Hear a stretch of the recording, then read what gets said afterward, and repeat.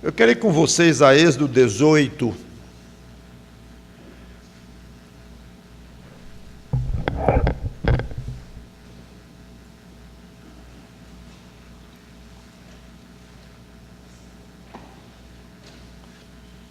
É uma cena que aconteceu,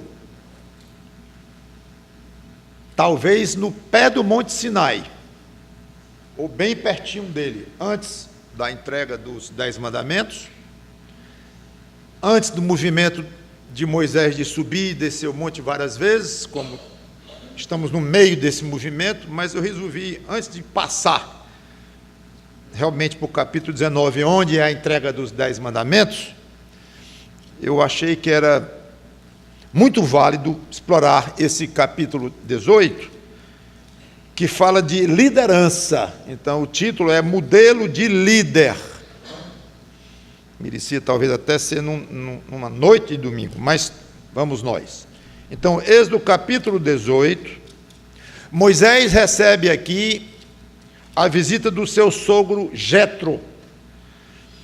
A mulher de Moisés estava com Moisés lá no Egito, quando eles saíram de lá, ou pelo menos quando Moisés chegou lá para dirigir o povo na saída, tão traumática, um ano de luta com o faraó e tudo. Mas em algum momento daquele tempo, ou depois que eles saíram do Egito, não se sabe, Moisés mandou a mulher dele para casa, de volta, não se sabe por segurança, não se sabe. Então ela voltou para a casa do pai, Jetro, e com os 2 filhos de Moisés. Agora lá vem Jetro de volta, trazendo a mulher de Moisés com os 2 filhos.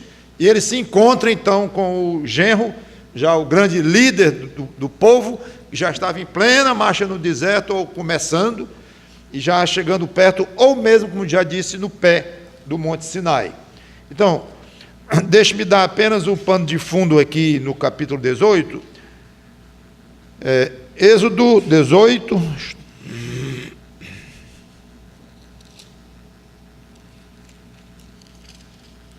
diz assim: ora, Jetro, sacerdote de Midian, ele era sacerdote de alguma religião pagã, com um ou vários deuses, não se sabe bem. Sogro de Moisés, ouviu todas as coisas que Deus tinha feito a Moisés e a Israel, seu povo, como o Senhor trouxera a Israel do Egito. Jetro, sogro de Moisés, tomou a Zípora, mulher de Moisés, depois que este lhe enviara, como eu já disse, em algum momento Moisés mandou a mulher de volta para casa, e agora o sogro está devolvendo de novo a esposa, chegou na hora de levar de volta, não se sabe o motivo disto. Com os 2 filhos dela, dos quais um se chamava Gerson, pois disse Moisés, fui peregrino em terra estrangeira, e o outro Eliezer, pois disse, o Deus de meu pai foi a minha ajuda e me livrou da espada de Faraó. Veio Jetro, sogro de Moisés, com os filhos e a mulher deste, a Moisés, no deserto, onde se achava acampado junto ao monte de Deus. E mandou dizer a Moisés, eu, teu sogro, venho a ti com a tua mulher e seus 2 filhos. Não se sabe bem por que ele mandou avisar. Alguns pensam que havia algum constrangimento, alguma hostilidade entre os 2. Não se sabe, mas ele mandou avisar ao genro, estou chegando aí. Então, saiu Moisés ao encontro do seu sogro, inclinou-se e o beijou. E indagando pelo bem-estar um do outro, entraram na tenda. Contou Moisés a seu sogro tudo o que o Senhor havia feito a Faraó e aos egípcios por amor de Israel, e todo o trabalho que passaram no Egito, e como o Senhor os livrara. Alegrou-se Jetro de todo o bem que o Senhor fizera a Israel, livrando-o da mão dos egípcios. E disse, bendito seja o Senhor que vos livrou da mão dos egípcios e da mão de Faraó. Agora sei que o Senhor é maior que todos os deuses. Curioso isto. Não se sabe se Jetro estava já se voltando para o Deus de Israel, ou era mais um Deus para ele. Quando alguns pagãos falam na Bíblia assim, não se sabe muito bem onde é que eles estão espiritualmente. Mas seja como for, ele louvou ao Deus de Israel. Não se sabe com que profundidade. Agora sei que o Senhor é maior que todos os deuses, porque livrou este povo debaixo da mão dos egípcios quando agiram arrogantemente contra o povo. Então Jetro, sogro de Moisés, tomou holocaustos e sacrifícios para Deus. E veio Arão e todos os anciãos de Israel para comerem pão com o sogro de Moisés diante de Deus. Então esse aqui é o preâmbulo e o clima muito respeitoso, muito bom entre Moisés e seu sogro, e mostrando uma grande simpatia do velho Jetro pelo povo de Israel e até pelo Deus deste povo. Mas agora vem realmente o que nós queremos. Vamos ver do 13 ao 17.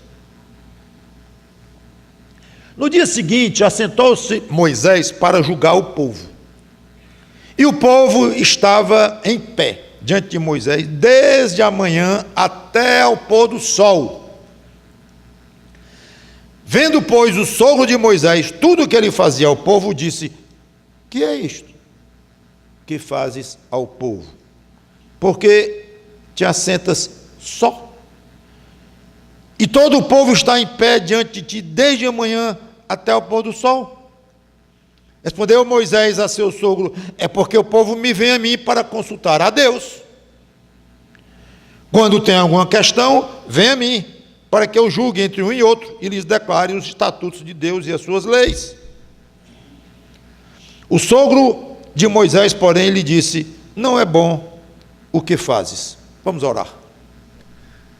Santo Deus, nosso bom Pai, que o teu Espírito Santo nos dirija nestas lições que vamos aprender dessa história tão curiosa e tão rica. Em nome do Senhor Jesus Cristo. Amém. Nós vamos dividir isso aqui, essa história, em 3 partes. A atitude de Jetro, o conselho de Jetro em si, em que se consistia o conselho dele, e a atitude de Moisés. A atitude de Jetro, já lemos, de 13 ao 17. Interessado em Moisés, pessoalmente no seu genro, e no povo dele. Falou umas 2 ou 3 vezes no povo, que nem era o dele. Quando eu digo no povo dele, é o povo dele, Moisés. Não era no povo dele, Jetro. Jetro era de outro povo, da terra de Midian. Desfalecerás como este povo, ou seja, você não vai aguentar e o povo não vai aguentar, os dois. Muito interessante isto. Ao estranhar a estratégia de Moisés, ele perguntou ao próprio a explicação. Olhou, achou estranho. Moisés, me explique isso aí. Quando teve certeza de que era mesmo o que ele estava pensando, Moisés poderia ter dado uma resposta, ele disse: não pensei nisso, é mesmo, claro, tem razão, tá. Não, mas Moisés respondeu aquilo que ele achava que estava acontecendo mesmo, e pelo qual ele não concordava, Jetro. Então ele foi franco e direto: não é bom o que fazes. Explicou o motivo da crítica. Ele criticou. Não é bom, você está errado. Por quê? Você não vai aguentar. E nem o povo vai aguentar. Tomou então a iniciativa de dar o conselho, que nós não vimos que conselho é esse. Mas somente agora ele toma a iniciativa de dar o conselho. Mesmo dando o conselho, ele teve humildade, expressando o desejo de que Deus agisse. Aqui lá na frente que nós vamos ver esse detalhe. Eu me adiantei um pouquinho, porque nós não vemos o que ele falou ainda. Mas nós vamos ver que ele teve a humildade de, ao dar o conselho, dizer, e espero que Deus aceite, que Deus haja. E curioso, como nós já vimos, ele era sacerdote de uma outra religião. Não sabemos com que profundidade ele era esse sacerdote, até que ponto isso aí, mas também não sabemos se a essa altura ele estava se inclinando para o Deus de Israel, ou já adorando o Deus de Israel, não sabemos. Então as aplicações até aqui são fáceis e até óbvias. Interessar-se pelas coisas dos outros, não precisa nem ser um líder para isso. Um líder é óbvio. Mas Interesse-se pelas coisas dos outros. Estava comentando ontem numa roda de conversa que nós, quantas vezes passamos por um porteiro, passamos por alguém que a gente está acostumado a ver e tudo, e não diz nem oi, nem coisa nenhuma, ou mal diz oi. Não sabe o nome da pessoa, não trata a pessoa pelo nome ou coisa assim. Isso é tão importante e não tem nem muito a ver exata e simplesmente com o cristianismo, mas de uma maneira geral. Claro que na base de tudo tem o amor cristão. Então, interessar-se pelas coisas dos outros. Quando vê alguma coisa esquisita no outro, o que o outro está fazendo, e tiver vontade de opinar, de dar alguma sugestão para o bem, se informe com exatidão. É isto mesmo que eu estou vendo. Porque tem gente que mal vê alguma coisa que não acha muito legal, muito bom e tal, e buf, já critica. Aí, quando não é nada disto, ele viu só um pedaço da coisa, e fica ruim, mesmo que esteja bem intencionado. Tudo bem, se depois de ouvir que é isso mesmo, você achar que é o caso, opinar e dar a sua sugestão, seja franco e direto. E às vezes você vai achar que nem é a ocasião. Não. A própria resposta da pessoa, o jeito, as circunstâncias, não, eu não vou nem comentar, eu passo. Pode ser. E muitas vezes é sabedoria realmente calar-se, mesmo querendo dar alguma contribuição. O outro não quer saber, não ouve. A Bíblia, o Provérbios fala muito no insensato, no tolo que não quer ouvir conselho, não quer saber de nada e faz o que quer. Então, pessoa assim, não perca seu tempo, não. A Bíblia é claríssima. Não perca seu tempo, não. Você notar que alguém arrogante, que não quer saber de conselho, de ouvir nada, cale. Agora, se você achar que é o caso, como o Jetro achou que Moisés respondeu direitinho, é por isso. Então, aqui cabe um conselho. E ele deu, e ao dar-lhe foi franco e direto, não teve meias palavras. Finalmente, então, ele chegou ao ponto de poder dar o conselho dele. Faça isto quando achar que tem circunstância e tem conveniência para isso. Observe que a iniciativa foi de Jetro. Moisés disse: meu sogro, eu estou cansado aqui, esse negócio não vai dar certo. Me dá um conselho, me dá uma sugestão, que poderia ser muito normal também. Pedir um conselho, pedir uma sugestão, mas não foi isso. Mostra um valor à parte aqui de Jetro. Ele viu e, por amor ao sogro e ao povo do sogro, ele, eu vou dizer, se arriscou a dar uma opinião, porque quem dá uma opinião ou uma sugestão ou faz uma crítica, mesmo bem embasado e bem intencionado, quem faz isto está se expondo. Isso não tem nada a ver com isso. Todo mundo já deve ter ouvido algo assim. Não tem nada a ver com isso. Isso é problema meu. Isso aqui não é certo. Se eu lhe perguntei, é horrível. Então, Jetro arriscou ouvir algo assim de Moisés. Meu sogro, você desculpe aí e tal, respeito de sua idade, mas eu lhe perguntei, não. E vamos já comentar sobre o que Moisés, a maneira como ele reagiu. E seja humilde como Jetro foi. Espero que Deus abençoe isso e tudo. Não é o salvador da pátria. Agora eu resolvi todos os seus problemas e tal, não com arrogância. Então, Jetro foi sábio, prudente, interessado, amoroso e humilde. Nada disto antes dá motivo, ou deu motivo para ele ser arrogante. Nada que você faz, ou a maneira que você... Não, mas eu dei com boa intenção. Não, mas eu orei antes. Não, mas isso, ou aquilo. Nada justifica a falta de humildade. Em quem dá o conselho, em quem a falta... nada justifica a falta de humildade. Em quem dá o conselho, em quem ouve o conselho, tem que estar lá. Pode ser o mais inteligente do mundo, mais rico do mundo, mais isso, não interessa. O orgulho, a arrogância não se justifica em nenhuma situação. O conselho em si. Agora vamos para 18. Não é bom o que faz, lá no 17, ele já decretou aqui que não era bom. Sem dúvida desfalecerás tanto tu como este povo que está contigo, pois isto é pesado demais para ti, tu só não podes fazer. Ouve, pois, as minhas palavras, eu te aconselharei, e Deus seja contigo. Aquilo que eu comentei, como ele colocou Deus adiante, e Deus seja contigo.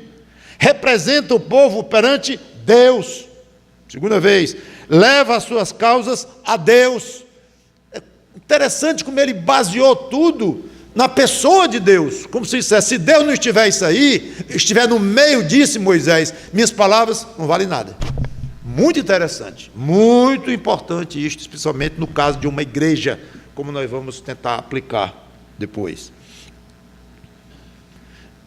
Leva as suas causas a Deus, ensina-lhes os estatutos e as leis, e faz-lhes saber o caminho em que devem andar e a obra que devem fazer.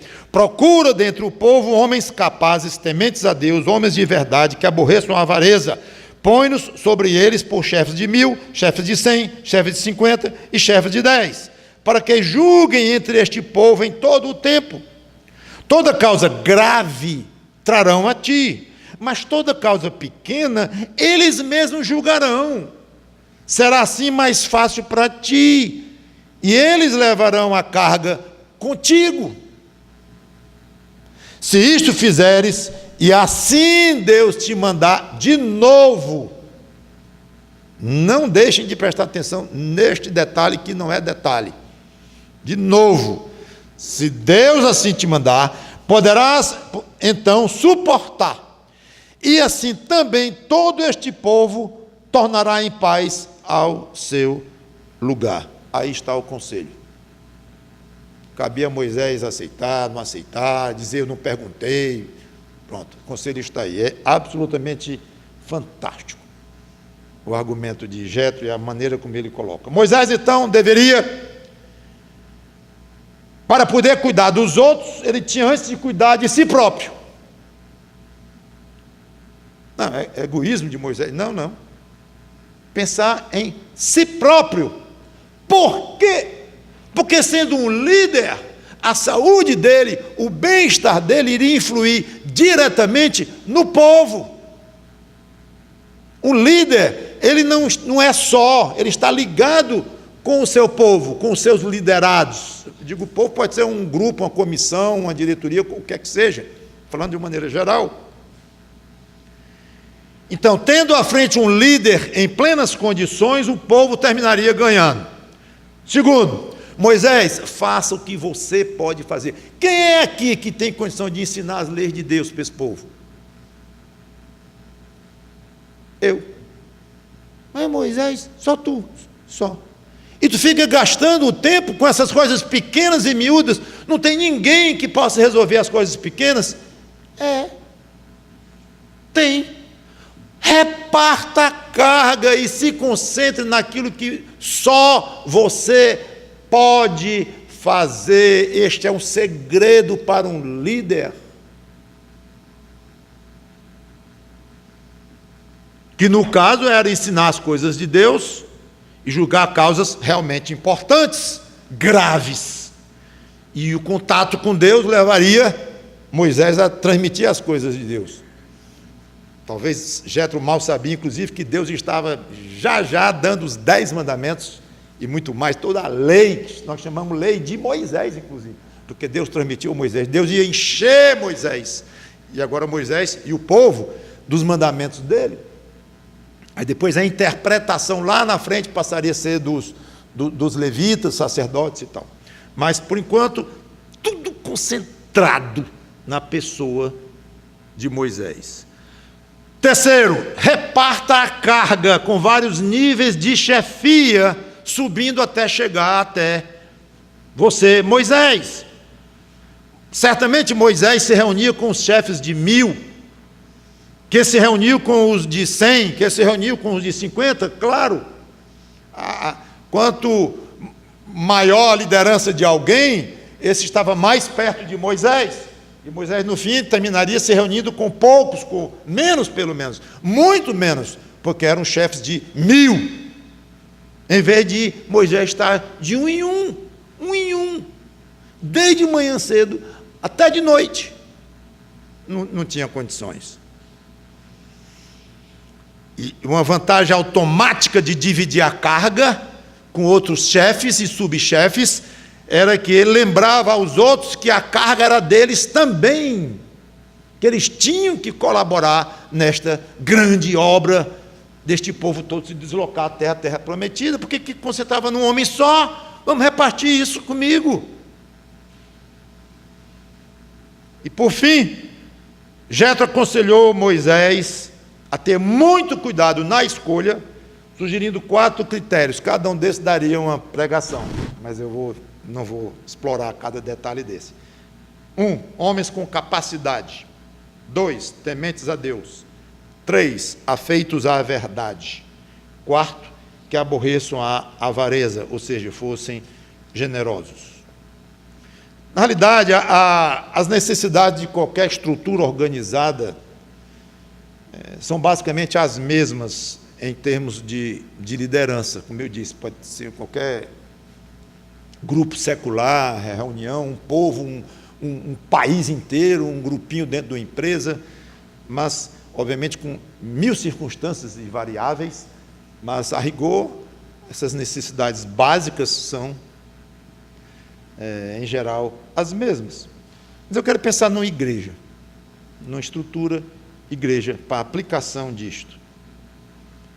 O líder, o pastor da igreja, ou um chefe de algum departamento, ou um líder, pode ser de um grupo, entre vários grupos de uma mocidade grande, seja o que for, isso vai caber para todos. Ser poupado do peso, ou de todo o peso do trabalho, como se ele carregasse sozinho,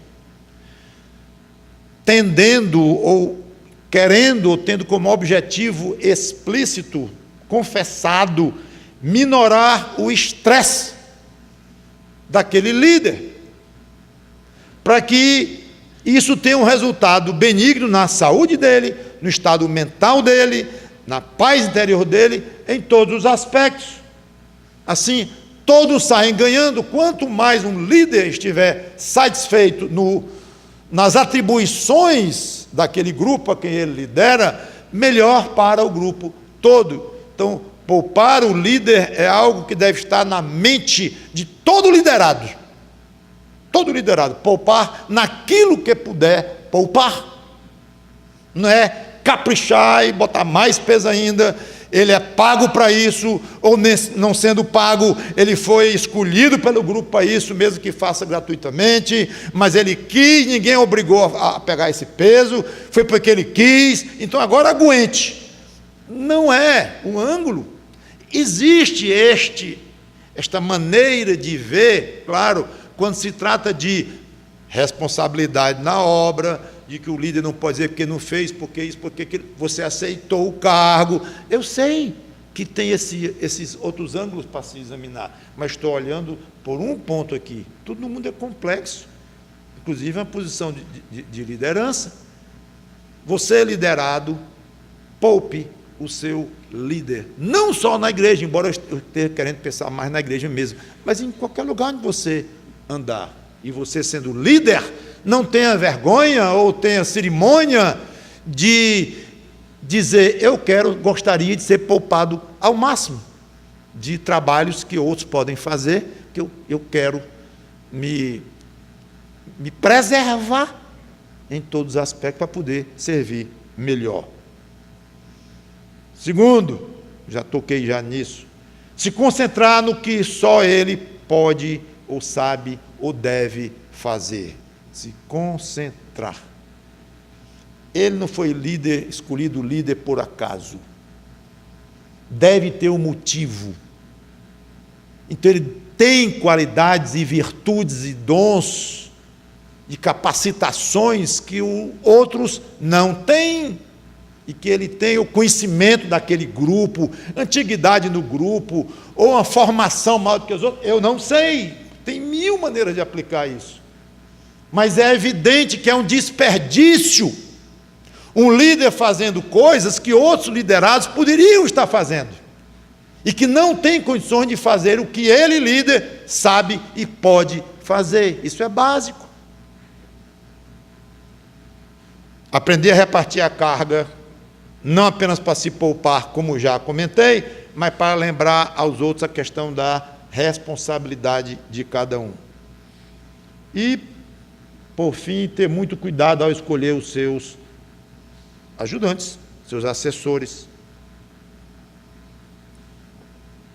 4 critérios de escolha que eu não vou, como já disse, detalhar, mas capacidade.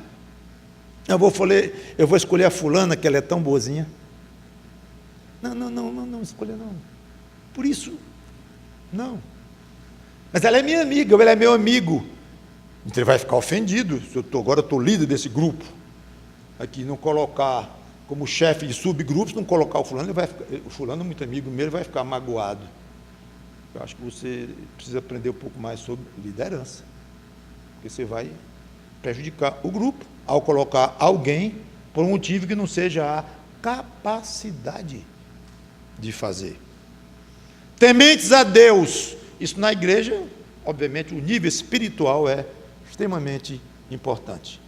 Pode ser extremamente, muito capacitado, inteligente e tudo o mais, mas se vê que não tem muita desenvoltura, muito costume com as coisas de Deus, está ligado no mundo, bote não, respira mundo, não é pecado, e tá, não, assim estaria até em condição até de ser disciplinado, mas vamos supor que seja um crente normal, está tudo bem com ele, mas a cabecinha de mundo, mesmo não pecaminoso no aspecto pior, mas nas coisas daqui, as coisas daqui, tudo é as coisas daqui, e raramente fala em coisas espirituais e tal. Bom, se puder colocar outros para lhe ajudarem, seria melhor. Até o outro ouvir as pregações, ouvir a palavra de Deus, aprender a orar melhor, aprender a viver como cristão melhor e crescer espiritualmente, aí ele vai se colocando na posição de dever ser escolhido mais a miúde, até de ele ser um líder um dia, ou um líder forte mesmo na igreja. A decisão é pessoal de cada crente. Pessoas afeitas à verdade, sinceras, francas, honestas. Ai, como é ruim trabalhar com pessoas não assim. Em qualquer lugar do mundo, especialmente numa igreja. Pessoas meia lisa, meia verdade, coisas desse tipo. E que aborreçam a avareza. Não é só questão de pandurismo, que está incluído, aliás, não é nem incluído, é o principal aqui, e agarrado a dinheiro. Mas eu diria, não mesquinhos, pessoas não apequenadas, pessoas que têm largueza, não só no dinheiro, no vil metal, mas de uma maneira mais geral, mais aberta. Para encerrar, a atitude de Moisés. Moisés atendeu às palavras de seu sogro. Que frase gostosa de se ler. Versículo 24. Moisés atendeu às palavras do seu sogro e fez tudo quanto este lhe dissera. Escolheu Moisés homens capazes de todo Israel e os constituiu por cabeça sobre o povo, chefes de 1000, chefes de 100, chefes de 50 e chefes de 10. Esses julgaram o povo em todo o tempo. A causa grave trouxeram a Moisés, e toda a causa simples julgaram eles. Então se despediu Moisés de seu sogro, e este foi para a sua terra. Que final feliz! 2 coisas só sobre Moisés, mas que coisas? Humildade. Eu fico imaginando, Jetro, mesmo com todo aquele cuidado de ter perguntado antes o que estava acontecendo, para não dar um conselho fora do sentido real da coisa, todo o cuidado, mas ele disse, não é certo o que você está fazendo. É duro, Um homem ouvir isso aí, ou uma mulher, um líder, está errado. É duro. Mesmo com cuidado do outro, respeito, mas é duro. Você sabe disso, eu sei disso. Como é? Como é ser um sacerdote pagão? Você sabe com quem está falando? Você sabe com quem eu ando falando? Você sabe o que eu acabei de dizer, de fazer lá no Egito? Aliás, sabe o que eu acabei de lhe dizer, de contar a história todinha. Eu fui escolhido, o escolhido para tirar esse povo de milhões da mão daquele faraó malvado e poderoso. Eu falo com Deus diretamente. Mandou a mim tirar a sandália dos meus pés para falar com ele que o terreno que eu estava era santo. Você já andou no terreno santo, Jetro? Você sabe o que é isso? Você sabe o que é falar com Deus Todo-Poderoso e você vem me dizer que eu estou errado? Era tão fácil eu agir dessa forma, meus irmãos. Não sei se com tanta violência, com tanto ardor, talvez até sim, ou pior, mas pelo menos com atitude. Coitado. Tudo bem, meu sogro? Muito obrigado. Obrigado. Mais um cafezinho aqui? Então. O senhor disse que já ia, né? Vai chover. É bom o senhor ir logo e tal, e tal. Muito obrigado. Educado, sem grosseria, mas o coraçãozão arrogante. Eu vou lá ouvir conselho, só porque é pai da minha mulher, está pensando o quê? Vocês pensam que é pouca coisa? Esta frase está escrita aqui. Moisés atendeu às palavras de seu sogro e fez tudo quanto este lhe dissera. É muita bênção de Deus sobre este Moisés, enchendo-o de humildade, de largueza. E obviamente quando ele agiu assim, é como se estivesse dizendo, o senhor tem razão, eu estava errado mesmo, muito obrigado, eu estava errado. Não tenha medo de dizer que está errado, seu arrogante. E eu gosto, como eu gosto de dizer às vezes, esse conselho duro, e nesta forma dura, passa por trás de mim aqui, me envolve no círculo. Arrogantes é o que nós somos, que não toleramos a ideia desta frasezinha miserável, especialmente quando o outro tem razão. É insuportável o outro ter razão, ter todo o cuidado, respeito, sabe do que está falando, mas olha para mim e diz, você está errado ou errada.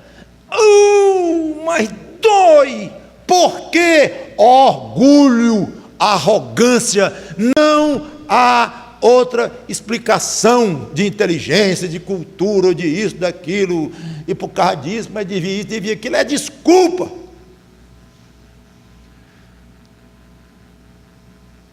Humildade. Todo dia o crente, não é nem o crente, é todo ser humano, mas o crente em especial, porque crê em Cristo e quer cumprir os mandamentos dele, todo dia deveria ler, deveria ter uma placa na frente, humilde, humilde, humilde. Segundo, já encerrando, sabedoria de Moisés ao agir assim. Tem algo muito curioso que eu não vou ler, está lá em Deuteronômio 1, e que tudo indica que é uma passagem paralela a esta.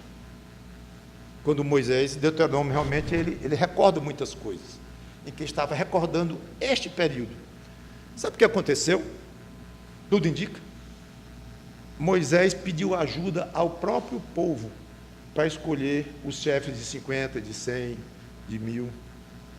Olha a sabedoria de Moisés. Eu escolho e acabou. Eu conheço um camarada bom aqui, cala a boca.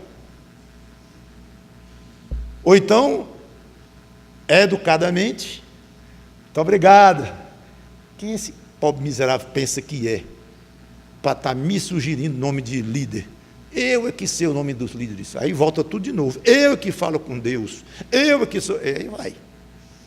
Mas não aceita, não quer ouvir.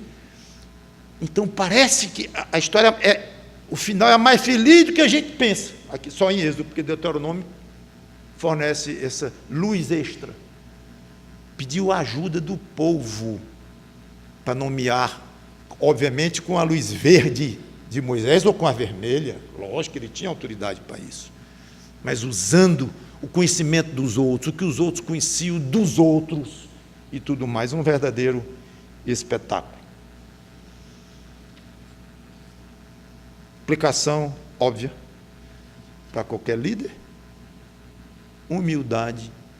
Não precisa você estar mostrando o seu anel de doutor na frente e lembrar que você tem um diploma de PhD atrás da sua mesa.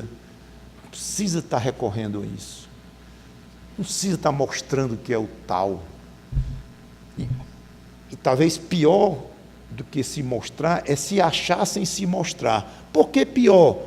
Porque é mais capcioso, é mais enganoso, é mais satânico, do jeitinho que o diabo gosta, com a aparência de humildade, a aparência de educação e tudo, mas o coração velho duro ali. Então é mais enganoso, arrogante, mais claro assim, é até meio patético às vezes quando vai a extremos, embora muito feio também. Mas aquele que fica só aqui dentro é um perigo para ele próprio, coitado, para o marido, para a mulher, para os filhos, para todos ao redor. Então é uma humildade necessária. Não interessa quantos diplomas você tenha, seu nível de QI, sua inteligência, sua capacidade de ganhar dinheiro, ou sua capacidade de liderar, ou sua capacidade de entender as coisas, ser um brilhante expositor de ideias. Não interessa. Suas amizades, não interessa. Seja humilde. Ouça conselhos, reparta conselhos e use a sua autoridade de uma maneira tranquila, serena. Ninguém tem mais autoridade do que Jesus Cristo. E ele usa essa autoridade de uma maneira absolutamente perfeita. Então, peça a ele, que ele disse que era humilde de coração. E ao dizer isso, ele não estava dizendo: quando eu sou humilde, vocês têm que compreender, né? Eu deixo de lado a minha autoridade, aí eu sou humilde. Aí depois eu recupero a minha autoridade, a humildade fica de lado. Não, tudo ao mesmo tempo. Humilde e poderoso. Autoritário, ao mesmo tempo brando. Digo ao mesmo tempo, nos momentos certos. Sabedoria.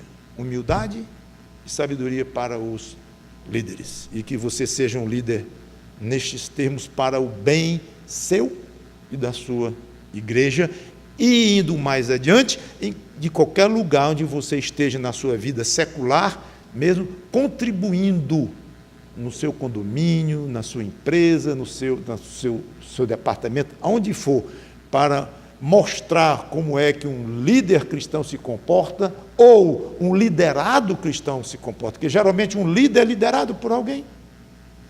Vamos orar.